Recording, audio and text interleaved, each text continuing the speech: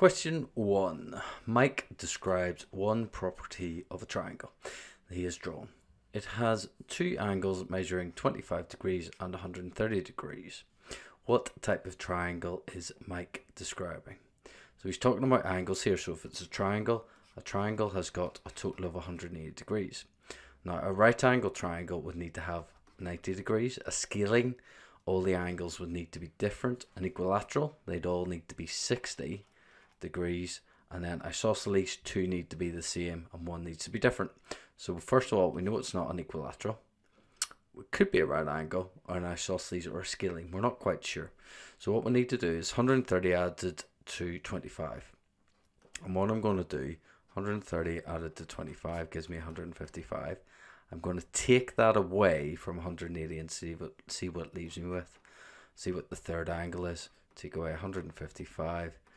Cannot do 5 and then 2 and then 0. It actually leaves you with 25 degrees. So the three angles are 25 degrees, 130 degrees, and another angle which is 25 degrees. So we've got two angles that are the same. That means it's an isosceles triangle.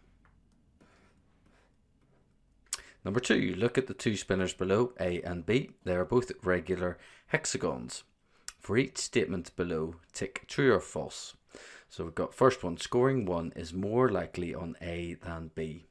So here we've actually got two sections that are worth 1.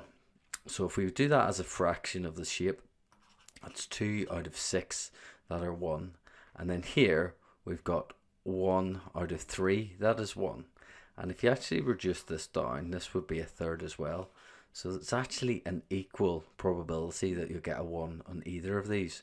So that is actually false. It's not more likely, it's actually equal. Number 2, it is more likely on A than B to get a 2. So on A, you've got 3 out of 6. On B, you've got 1 out of 3. So this is a half, and this is a third. So this is worth more, so the probability will be higher on A than on B getting a 2. So that'd be true. And then scoring 3 is equally likely on A and B. So on 3, the fraction would be 1 out of 6. And the fraction on B would be 1 out of 3. So a third is bigger than a sixth. So it's not equally likely, it's more likely on B. So that would be false. So you'll notice all related to fractions. Do it as fractions and then they're very easy to compare. Number 3, in a shop we see some paint on sale for £6.37 for 1.75 litres.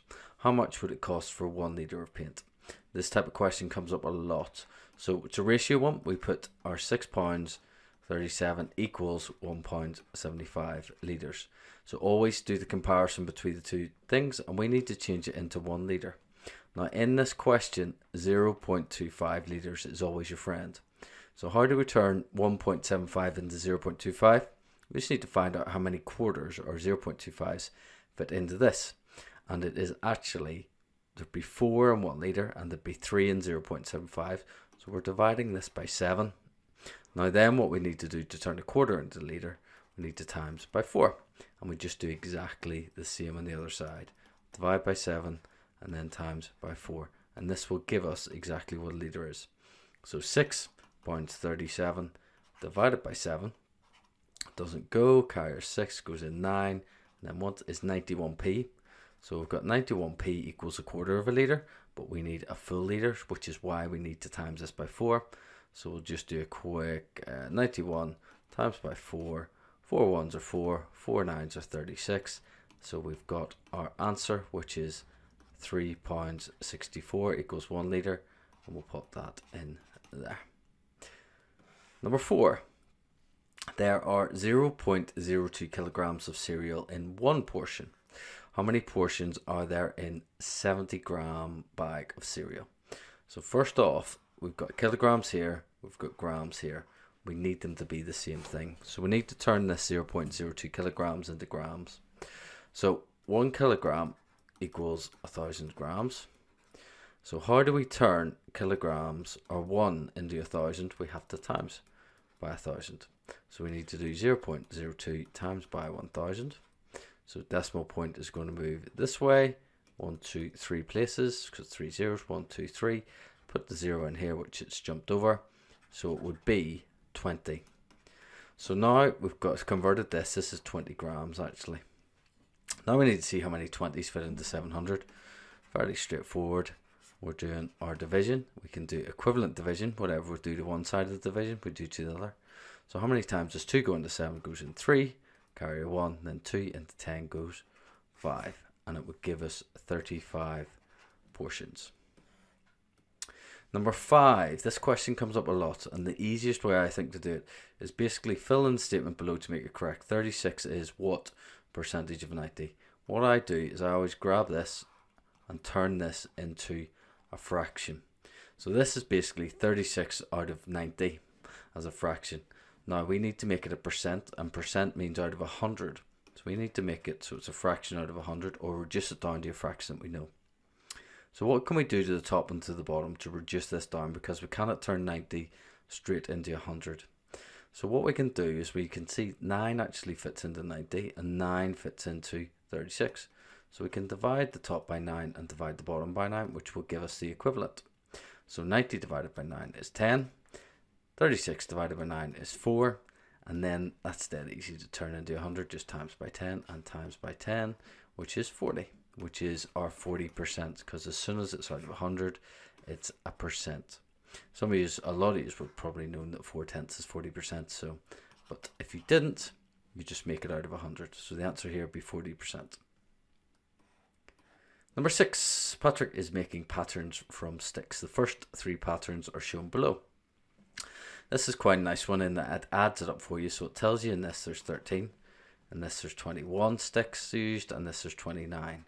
So basically treat this a bit like a sequence where you've got the numbers, seeing what's happening between each. So it's going plus 8, plus 8. So it's just adding on 8 each time. So I am at pattern 3 here, but I need to get to pattern 7. So I'll put down pattern 4, 5, 6, and 7.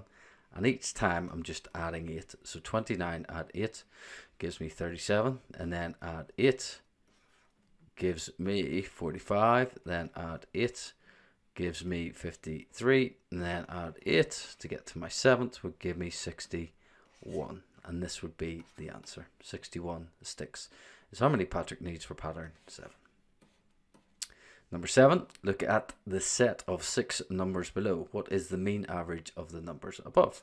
Write your answer in the space below. So just add and divide. So as soon as you see mean average, you should be thinking add them all together, then divide by the number of numbers that are there. And here there's 6 numbers, so we're going to be dividing by 6. So add them all together first. I like to do it where I combine these. So that's 18. 6 out of 12 is 18. And I'm going to combine these two actually, because 21 add 19 gives me 40. And then I'm going to combine these two up here. So 18 add 14 gives me 32. And then I just need to add these 3 numbers together. So I've got my 32, 40, and 18, which need to be added together. 2 add 8 gives me 10. And then I've got 4 add 1 is 5, 6, 7, 8, 9. And we've got our 90. So we've done the adding part. We need to do the dividing part. So 90 divided by 6. 6 into 9 goes once, carry the 3. 6 into 30 goes 5 times. So our answer is 15. Now, the second part to this question. Actually need these numbers as well for this. Look again at the question above. A 7th number, which is 27, is added to the set of numbers. What is the range of the numbers, including the new 7th number? So I'm actually just going to add the 7th number up here. So I've got 27 now, including the numbers that we had. And it's just figuring out what the range is of the new set of numbers, including the 27. So the 27 is the biggest. The 6 is the smallest, so we just need to do 27 minus the 6, which would give us 21. So quite straightforward, just add that new number to the numbers that you've got, and then it's biggest, take away smallest, and you've got your answer. So our first poem. Those winter Sundays. Sundays to my father got up early, and put his clothes on in the blue back cold. Then with cracked hands and feet that ached from labour in the weekday, weather made banked fires blaze. No one ever thanked him. I'd wake up and hear the cold splintering, breaking. When the rooms were warm, he'd call and slowly I would rise and dress, fearing the chronic angers of the house, speaking indifferently to him who had driven out the cold and polished my good shoes as well. What did I know? What did I know of love's austere and lonely offices? That's by Robert Hayden. So, questions that relate to this. Number 9. The verb driven is used in verse 3 of the poem. In this instance, driven means tick the most appropriate answer. So, verse 3 is here, and we've got the word driven. So, speaking indifferently to him who had driven out the cold. It's not to drive a vehicle. It's not to transport something, it's actually to push something out. He's pushing out the cold. So that will be number 9. Number 10. Based on your understanding of the poem, tick the most appropriate phrase to complete the sentence. The poem is set. It's not in the evening because it's talking about getting out of bed in the morning basically. It's not during the night and it's in the early morning. So he's setting up the fire so that people aren't cold and they can get up without feeling the cold and have a good day. So number 11. Look at verse 2 of the poem. Find the word closest in meaning to persistent. So verse 2, we're looking for a word that means persistent. So verse 2 is this obviously second one here. I'd wake and hear the cold splintering breaking. When the rooms were warm, he'd call, and slowly I would rise and dress, fearing the chronic. So chronic is actually the word we're looking for. Chronic means persistent. It means it's going on and on and on. You might have heard people talking about chronic pain that doesn't stop. It's just persistent. Number 12. The word indifferently is used in the poem in verse 3. What is another meaning for indifferently as it is used in the poem? Tick the correct answer below. So in this it says she talks to him indifferently. So verse 3. Speaking indifferently to him who had driven out the cold and polished my shoes. So basically she doesn't say it with love. She doesn't say it with hate. She doesn't say it because she's tired. It's just that she's uncaring. She doesn't really care. You know that her dad's doing all this for her. So if you're indifferent, it means you're basically uncaring. You're not really that bothered. Now, number 13. Find the 5-word phrase in verse 1 of the poem which tells us no one showed the father gratitude. So gratitude's another word basically for thanks. So verse 1, a 5-word phrase. And if you look in verse 1, it's this one here just right at the end. No one ever thanked him. So dad who gets up and does his job, keeping everyone during the week, and then during at the weekends makes sure the fire's on. No one ever thanked him. And we always need to make sure this is 5 words. So 1, 2, 3, 4, 5. That fits perfectly. Number 14. Which one of the words below is used in verse 1 as an adjective? So we've got verse 1, adjective, describing word. So made, that wouldn't be an adjective. That would actually be a verb. So it wouldn't be that one. It could be cold, and it could be banked, and it could be blaze. So we need to have a look. So it's verse 1, an adjective. Now, as we go through, we're looking, and we've got the banked here, we've got the blaze, and we've got the cold. So in the blue back cold, the cold here is actually a thing. It's talking about the blue back cold as it being a thing. You've talked about here is the fire's blaze. This is actually a verb as well. So this is a noun, person, place, or thing, and it's banked, the banked fires. They're describing the fires. So this one here is the adjective. That is the answer. So it's banked.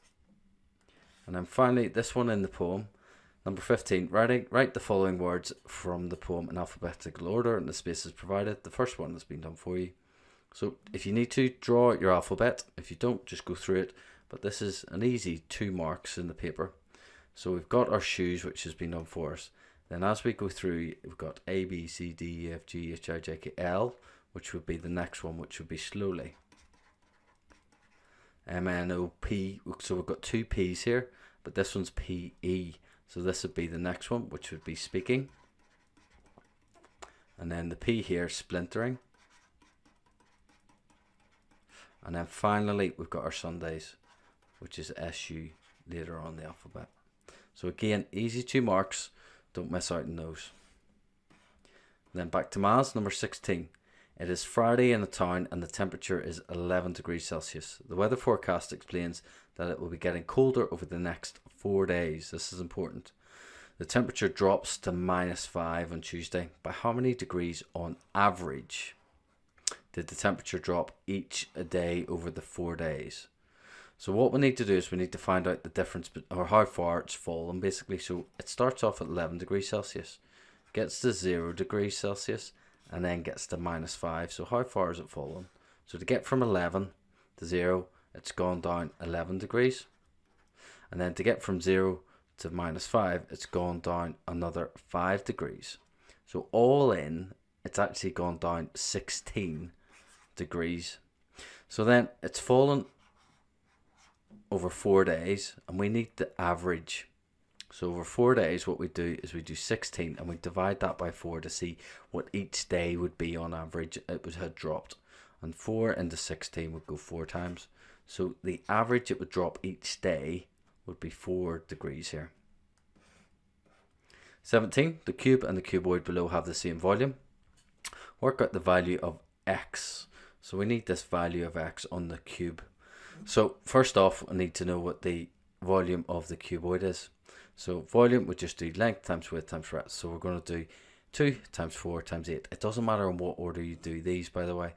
You could do 8 times 4 times 2, 2 times 8 times 4, but I'm doing 2 times 4, which is 8 times 8, which is much easier. So 8 times 8 is 64 centimeter cubes.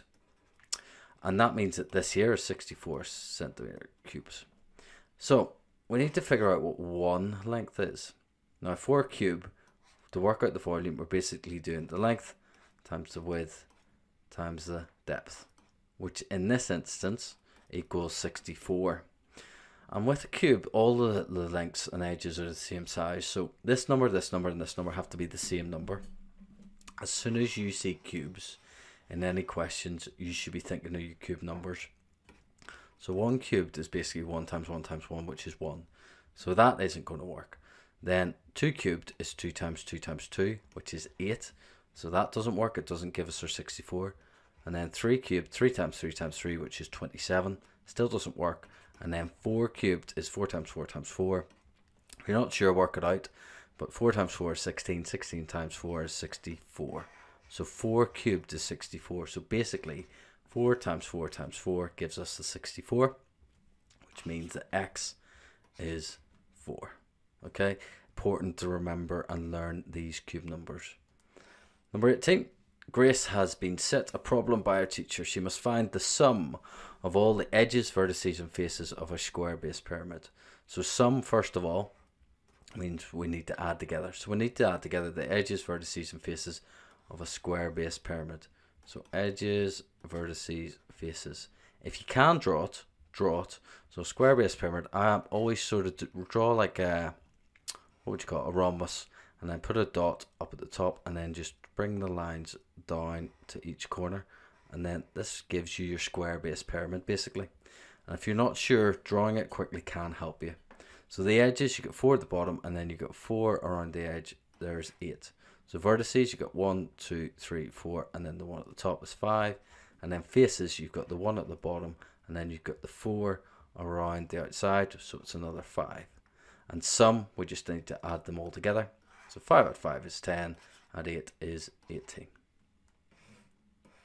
Number 19, look at the shapes below. So we've got shape A and shape B. Find the area of shape A.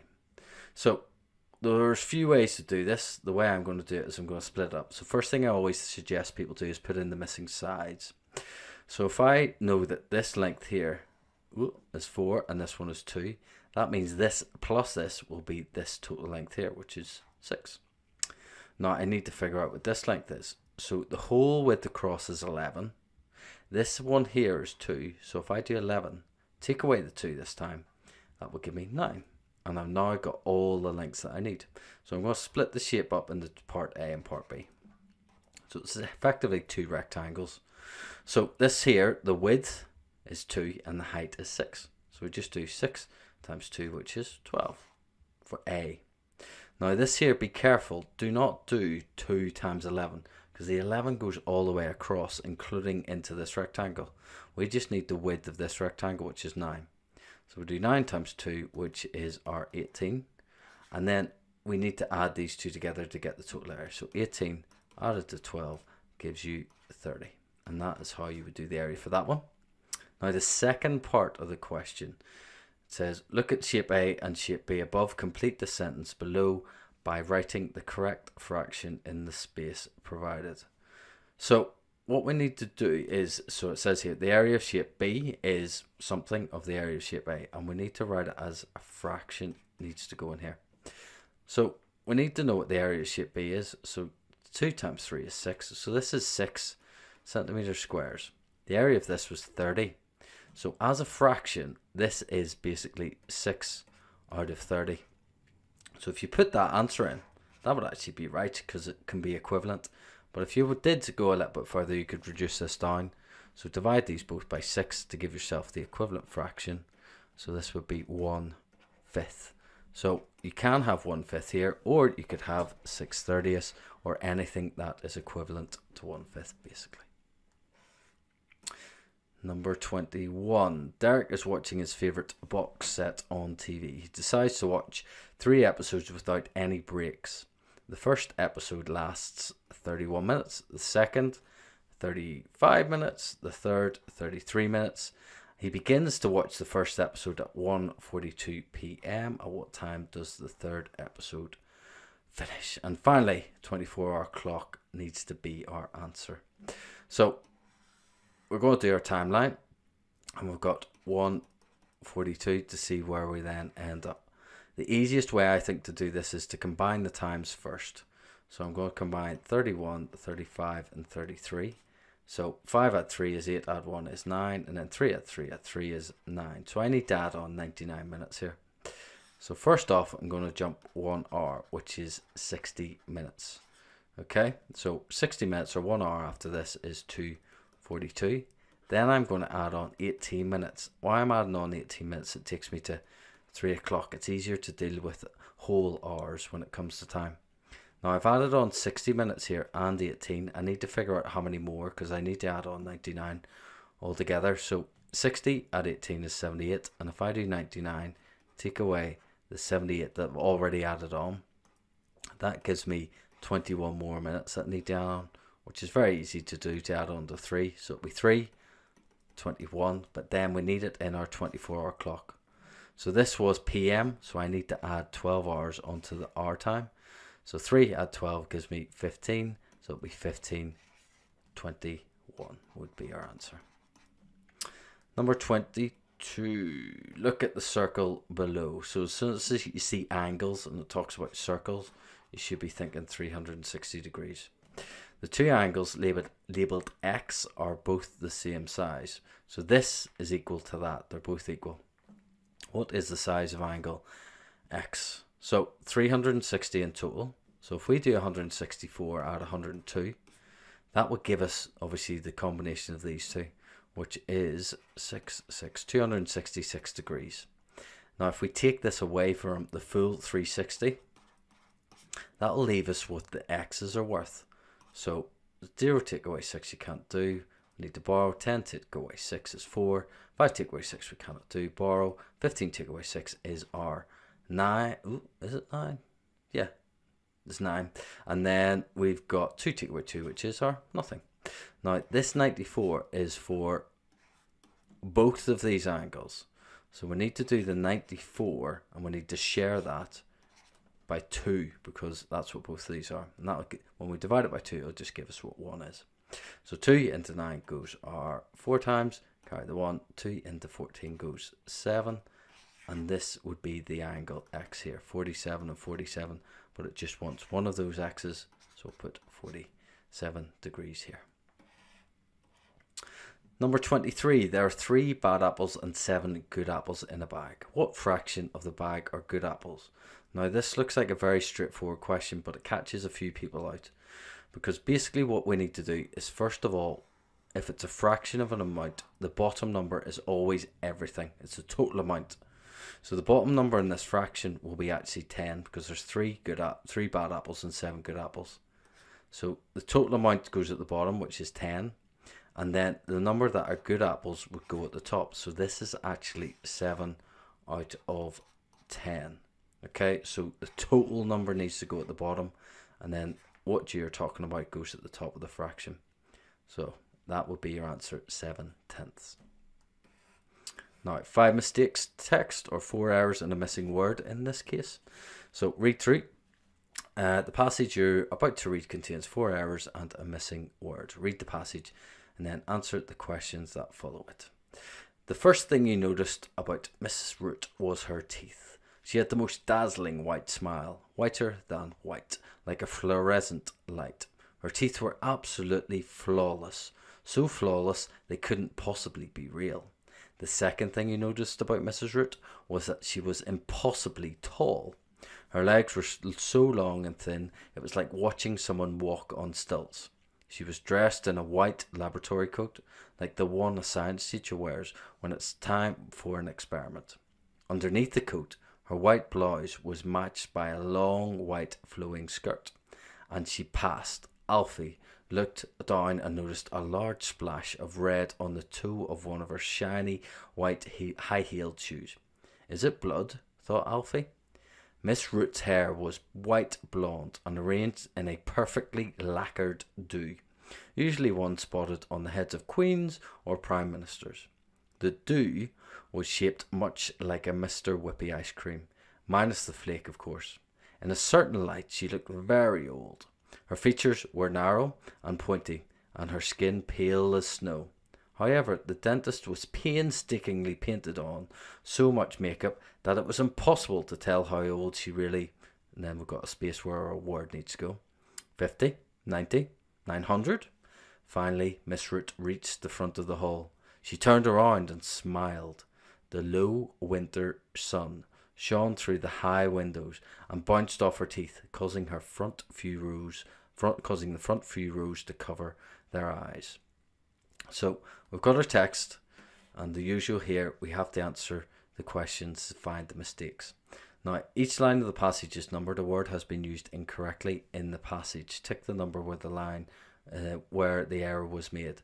So hopefully you've heard that it's actually better to start by looking at the bottom number first. The reason being is when I've been doing these, the last two numbers are normally the numbers that come up with the answer, because they want you to read through them all and basically waste your time. So if you start from the bottom and work your way up, more often than not, but not always, you'll get to the answer quicker. So in this instance, the question is looking for a homophone, and the actual answer is in line 16 here. Her features were. That is not the right, it should be were. As pale as snow, and so that will be the answer for number 24. And then if we look at 25, a word is missing from line 18. One of the 4 words below is missing. Circle the best word. In this case, the answer is was, because if you put it in, it was impossible to tell how old she really was. It fits perfectly. If you need to go back and forward just to see which one works the best, that's what you need to do.